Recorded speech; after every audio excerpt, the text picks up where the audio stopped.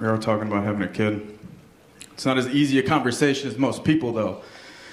So most people are like, yeah, we just do the thing without the thing on and we'll make one of the things, right? Okay.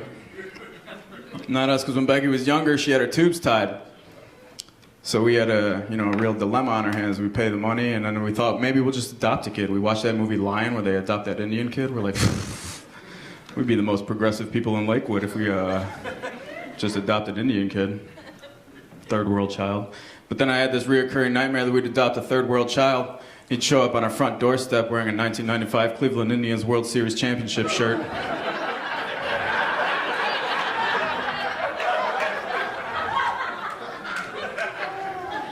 That's a pain I can't relive twice in one lifetime.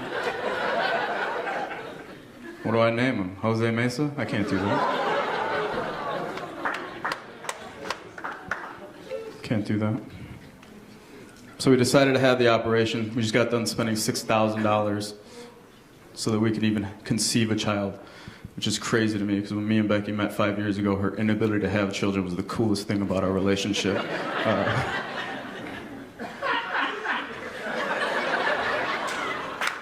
He gets it.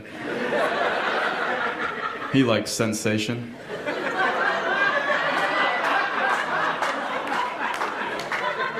Unlike you weirdos.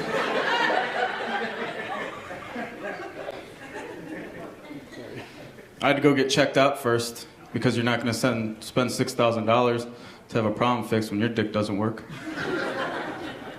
So I had to go to the fertility clinic, and I had to get a physical first. Any other guys in here terrified of getting a physical done? It was just two black dudes. That's all it was. And one of them was like, I don't do that. Like under his I don't do that. Yes, that's I'm with you, man. I'm terrified of it. And I'm terrified. And here's the thing. I'm not afraid of a man seeing me naked. I'm not even afraid of a dude touching me while I'm naked. I'm just afraid that that doctor's going to grab my dick and something rooted deep down inside of me is going to come forth and be like, boy, you better stop. I'm like, dude, 30 years? I thought we had an agreement. Now you do this to me? I passed.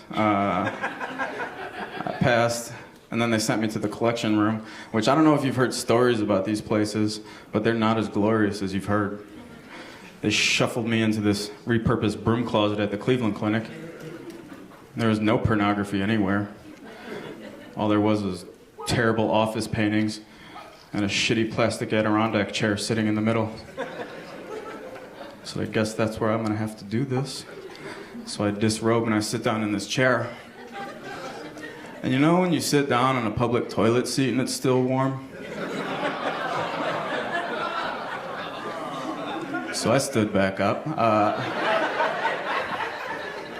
And here I am trying to generate a sample looking at a Thomas Kincaid original.